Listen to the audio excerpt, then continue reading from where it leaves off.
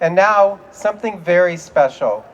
And I'd like to point your attention to two people who are sitting humbly and modestly in the front row of the section right there. And that is Barre Nieuwenhuis, who is the Deputy Consul General of the Consulate of the Netherlands, and Noah Waxman, Senior Program Officer. And these two have made it possible for us to shine a light on the whole Future 400 program of the consulate.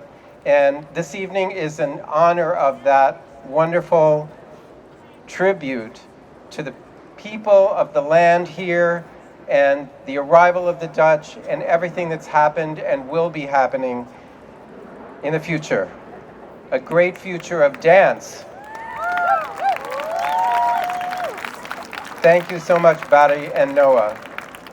And also to the Netherlands-America Foundation and the Korzo Theater for helping us to bring the next three items to you. They're very, very special. And there's somebody special at the center of it all, and that's Rutkay Özpinar, who is the choreographer, the dancer, and whose work you're going to be seeing this evening. And one of the things that means so much to me personally and to the Battery Dance Festival is to make available to the public free of charge the rising talents of tomorrow. And Rutkay is definitely one of those people.